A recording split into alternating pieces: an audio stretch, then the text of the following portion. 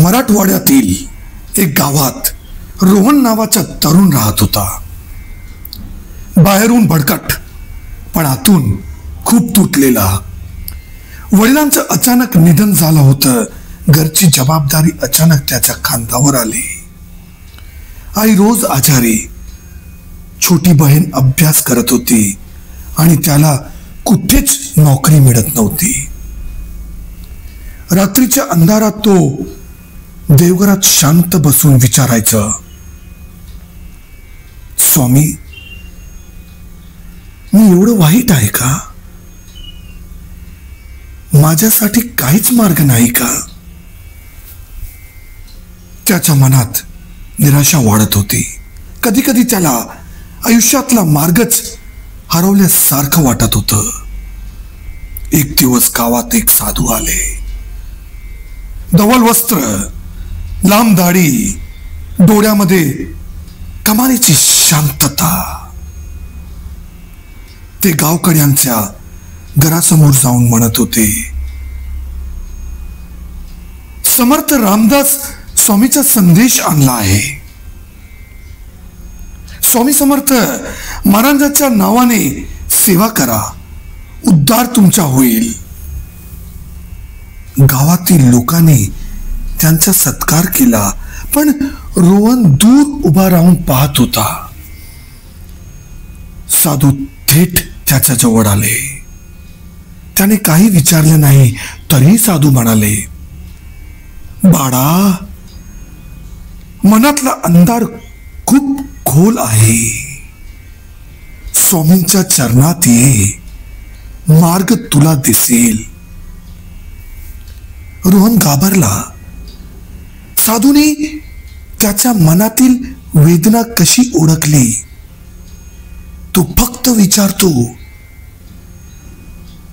मी स्वामीकडे कसा येऊ? कसा येऊ मी स्वामीकडे? साधू हसले. त्याने तुला आधीच बोलवलं आहे.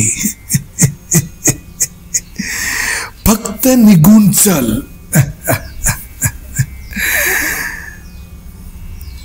दुसऱ्याच सकाळी रोहनने निर्णय घेतला, मी स्वामीकडे जाईन. हो, मी स्वामीकडे जाईन. त्याच्याकडे पैसे नव्हते, पण गावातली एका वृद्धाने त्याला 200 रुपये दिले. प्रवासात त्याला अनेक अडथळे आले. कधी पाऊस, कधी बस बंद, कधी रस्ता वळवला, पण मनात एकच आवाज, स्वामी बोलवतात, स्वामी बोलवतात, स्वामी बोलवतात. अक्कलकोटच्या सीमा पार करताच एक अद्भुत शांतता मिळाली. मठात पोचताच त्याच्या डोळ्यात पाणी आलं. तो स्वामींच्या पादुका जवळ जाऊन बसला. त्याला असं वाटलं की पादुकामधून एक उबदार प्रकाश त्याच्या मनात उतरत आहे. अचानक एक बाळ किलकिलून म्हणालं, बाबा, स्वामी आले. हे बाबा, स्वामी आले. रोहनने वर पाहिलं.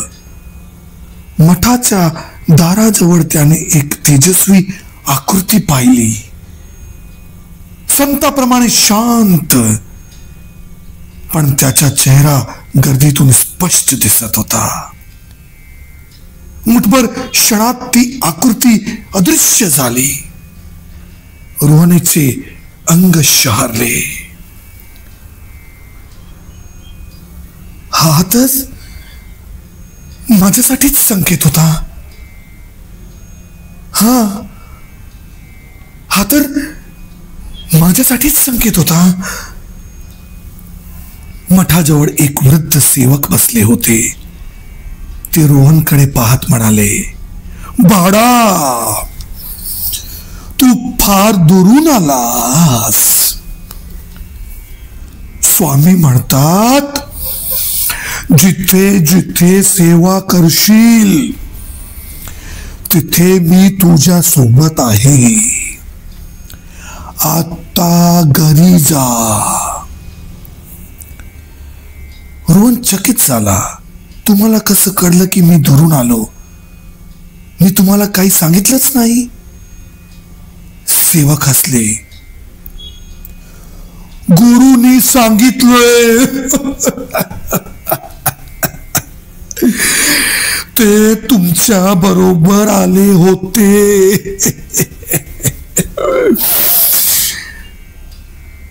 रोहनच्या अंगातून रोमांच उठला.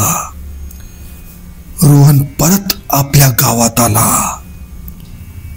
पहिली बातमी, त्याची आई अचानक बरं वाटू लागली. दुसरी बातमी, त्याच्या मित्राच्या ओळखीने शहरात मोठ्या कंपनीत मुलाखत होती. रोहन गेला. तिथे HR म्हणाली, तुझा आत्मविश्वास पाहून आम्हीच तुला बोलवला.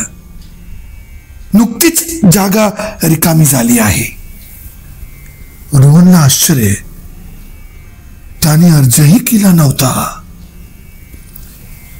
त्याचा पहिलाच दिवस नोकरीत आणि त्याला जाणवलं होतं इथे येण्याचा मार्ग स्वामींनीच घडवला आहे. हो, नक्की इथे येण्याचा मार्ग स्वामींनीच घडवला आहे. हा. एक एक दिवस त्याची प्रगती होत गेली. आई बरी झाली. बहिणीचा अभ्यास सुरळीत. पण एक दिवस मोठी समस्या आली. ऑफिसातल्या 3 जणांनी त्याच्यावर खोटा गुन्हा ठेवला. त्याला नोकरीवरून काढण्याची भीती आली. त्या रात्री रोहन झोपला नाही. देवघरात बसून रडत म्हणाला, स्वामी, माझ्यासोबत असाल तर दाखवा. माझ्यासोबत असाल तर दाखवा स्वामी. माझ्यासोबत असाल तर दाखवा. त्याच क्षणी मधुर वारा वाहू लागला. दीपकाची ज्योत हल्ली आणि त्याला कोणीतरी पाठमोर बसल्यासारखं जाणवलं. एका क्षणी एक स्पष्ट आवाज, उद्या सत्य तुझ्या सोबत उभं राहील. दुसऱ्या दिवशी तपासणी झाली. सगळ्या CCTV फुटेज मध्ये दिसलं. रोहन निर्दोष होता. खोट आरोप करण्याच्या 3 जणांना निलंबित करण्यात आला. त्याच दिवशी रोहनला प्रमोशन दिलं गेलं. तो घरी येऊन देवघरात बसला आणि भावनेने म्हणाला, स्वामी, मी विसरू शकत नाही. तुमची सावलीच माझा आधार आहे. तुमची सावलीच माझा आधार आहे स्वामी. मी विसरू शकत नाही.